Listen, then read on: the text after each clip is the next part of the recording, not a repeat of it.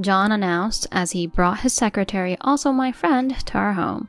"She's pregnant with my child. You raise the baby." I was dumbfounded, but my husband cheerfully continued talking without any regard for my reaction. "Actually, she's pregnant with my child. Ideally, we'd raise the baby together, but her family is wealthy, especially her father, who's very strict and would never approve of this situation. So, this is where you come in. One more kid isn't a big deal, right?" My husband spoke as if it were the most natural thing in the world, while his mistress looked at me with a triumphant smile. "You know about my family background, don't you, Madison? For the baby's sake, I'm counting on you." "I'm divorcing you. Please raise the baby on your own." As I firmly stated my decision, they both began to laugh. "Then you're fired. Are you okay with being unemployed? You better be careful with what you say next." Leaving those words, my husband left with her. I was more than angry. I was utterly appalled by their childish and thoughtless actions. I began preparing to give them a taste of their own medicine. I am Madison, 29 years old, working in the administrative department. I live in a rented apartment with my husband John, who's 1 year older than me, and our 3-year-old daughter, May. We met in college and were in the same club. Our relationship quickly progressed, and he confessed his feelings, starting our relationship. "After graduating, I'm going to start a business like my dad." He passionately talked about his future dreams back then. Inspired by his dedication and hard work, I resolved to support him. After graduation, with the support of his parents, he successfully started his business. After dating for 3 years, he proposed to me and we got engaged.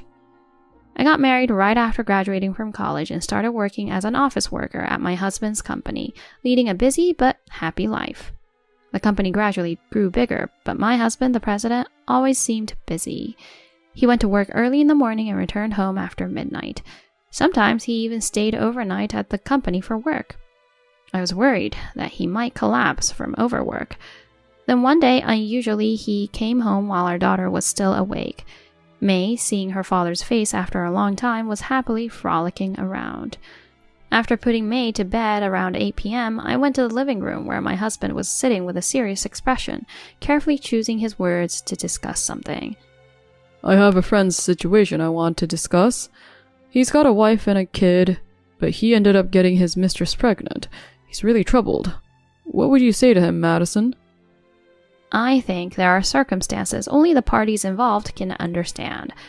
So I have no say in this. They need to have a serious discussion, don't they? He seemed convinced by my response. "You're right. Having a discussion is important. Thanks, that helped. I have to get up early tomorrow, so I'm heading to bed first." I wondered why he suddenly brought up such a topic. He's so busy, yet he's taking time for a friend's consultation.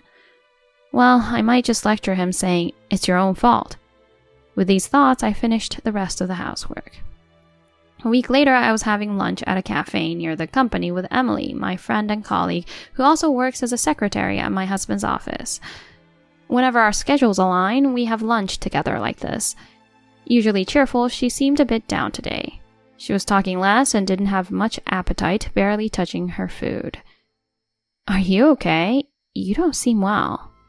As I expressed my concern, Emily hesitantly began to speak. "Have things been going well with John lately?" Taken aback by the sudden question, I honestly replied, "It's normal as always. John played with May yesterday and even discussed a friend's issue with me. I guess our relationship is good." "That's good. He's busy, but is he sleeping well?" As his secretary, she must be aware of his schedule. Still, something felt off. He's been really busy lately, working from early morning until late at night, but he's managing his sleep and meals well. Why do you ask all of a sudden? At my query, Emily looked uneasy, not her usual confident self. "I want you to see this." She showed me an ultrasound picture. "Are you pregnant?" She nodded slightly. As I looked intently at the photo, she continued. "I've been having an affair with a married man. We were careful, but I never expected this to happen. What should I do?" I remembered John's consultation from the day before. "Did you talk about this with my husband?" "How did you know? Did he say something?" I was shocked that John's friend was actually my childhood friend. I was surprised they were close enough for such a personal consultation and that she, raised by a strict father, had gotten into this situation. John seemed serious about it. Really? I know it's wrong, but I was drawn to him. My parents would never approve. I need to talk to his wife too. I'm sorry for bringing this up suddenly, but I couldn't keep quiet thinking about you and May. What should I do? The mention of my daughter and me brought the worst scenarios to my mind, but without solid proof, I refrained from dwelling on it deeply. You really need to reflect on this. Like I said to John, the people involved need to have a serious talk. As your childhood friend, I have a lot to say to you. Forcing a smile, I looked at Emily, who then confidently said, Talking about it has cleared my mind. I had found the answer with him, but still felt guilty. But since you are kind, I believe you'll accept my feelings. I'm feeling braver now. Well, good luck. Although I said that to her, my mind was swirling with different emotions. That night, as I put my daughter to bed, I kept thinking about my conversation with Emily. I felt terrible for suspecting John of cheating without solid proof. Looking at my daughter's sleeping face, I despised myself for such thoughts. Around midnight, John came home in high spirits. As I went to greet him at the entrance, I saw Emily leaning on him. My heart raced, realizing my suspicions were true. I brought my friend whom I talked about yesterday. We have a long discussion ahead, so let's go to the living room. Ignoring my stunned state, they sat on the living room sofa. Then John began to speak. You know she's pregnant, right? She's pregnant with my child. Emily wore a victorious smile, different from her demeanor earlier in the day.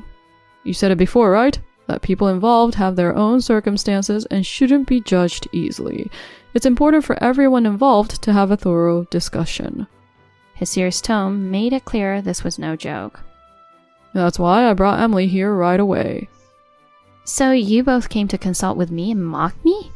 I spoke sternly and John laughed it off. No, that never happened. When Emily told me what she talked to you about, I was surprised, but it made it easier for her to talk to you. I'm actually grateful to her. We're having a serious conversation. Stop laughing. Just tell me what you want. My frustration with John's attitude was evident.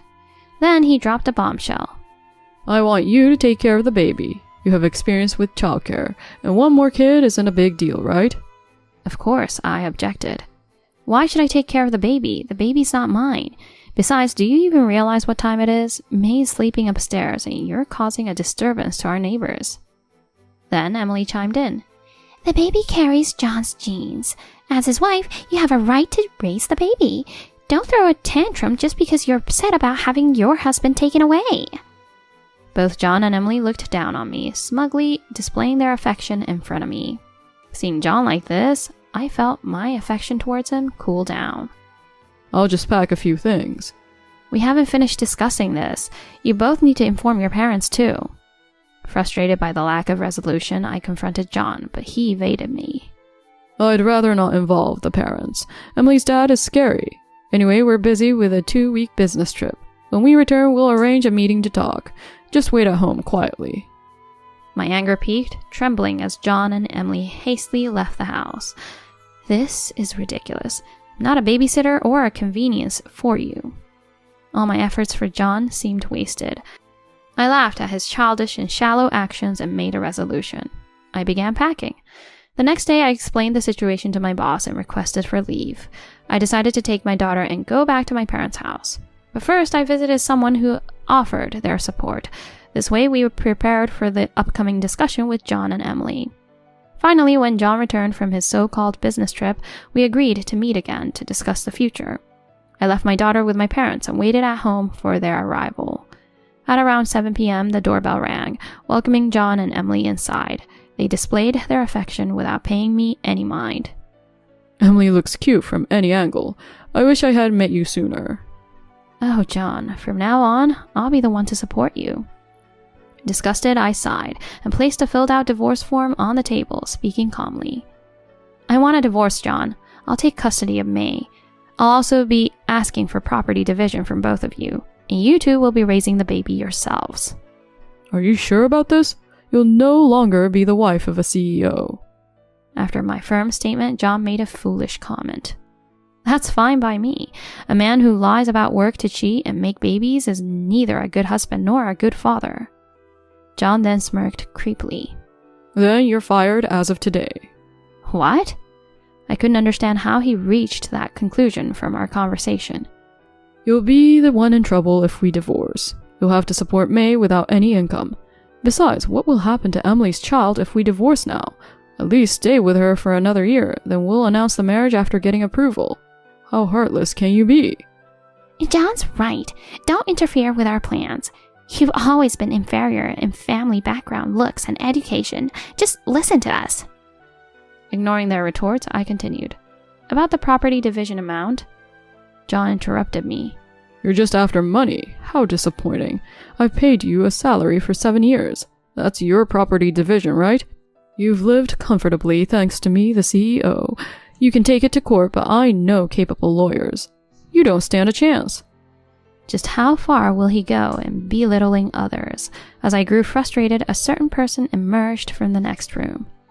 It's been a while since we met at Madison's wedding. We haven't seen each other since I delegated my responsibilities, but I never expected to meet like this. Emily's father, Robert, a CEO of a top contracting company for John's firm, appeared, shocking the couple as their faces paled. About the capable lawyer you mentioned, is that someone I introduced to you? Confronted by him, John was at a loss for words, and Emily, his own daughter, was trembling and looking down. Robert, unfazed, continued. Salary is compensation for labor, not a substitute for property division. It's only right to demand the market rate. Make sure to pay child support for May. Discuss the division of assets properly with Madison. Well, even if you are Emily's father, I don't think it's appropriate for you to interfere in mine and Madison's matters. Madison is asking for money, so I'll consider it, but Emily is pregnant with my child. If you have any humanity, Madison should just give up. Also, she's fired. Robert grabbed John's collar after hearing his full argument. You're the one who's fired. What? Robert's tone suddenly changed, and he shouted, leaving John too shocked to resist. After all Madison has done for you, how dare you do such things? You're not fit to lead the company. Step down immediately. This worthless company has grown only because of her and the staff's efforts. I've supported your company because of Emily, but now you're barely working. Enough with this. I'm sorry, sir. His apology was too late. And you, Emily, a woman who gets involved with a married man isn't fit to raise a child properly. Robert raised his voice and glared at them both. What's the matter with you? That's no way to talk to your own daughter. John, say something. He said horrible things to me. If we're going to be together, you can't just obey everything my father says. Convince him somehow. Emily, seething with anger, confronted John, but he, usually so assertive, was frozen stiff by Robert's presence. This wasn't supposed to happen. John whispered in a faint voice, clearly in turmoil. To the confused pair, I addressed them with a smile on my face. It's really good that I had these 2 weeks of business trip to prepare for this. It all worked out perfectly. Emily glared at me, but I didn't have time to care about her feelings. I asked your father to wait in the next room. In a discussion like this, it's only right that your family should be involved, don't you think? I've been wondering how you were planning to hide your pregnancy while living at home. Madison is right. If she hadn't told the truth, this would have become a terrible family secret. What a ridiculous plan you two came up with. Emily's father sighed deeply. I've heard about Madison from the staff managing your company. 7 years ago, she gave up numerous job offers, despite being top of her class, to work at your nearly bankrupt company and helped turn it around. How could you forget what she did for you and betray her so terribly? Robert, giving John a cold look, continued. I've been supporting your dream by continuing to finance it, but I've decided to cut off any ties with your company now. Please, wait. That's a separate issue, right?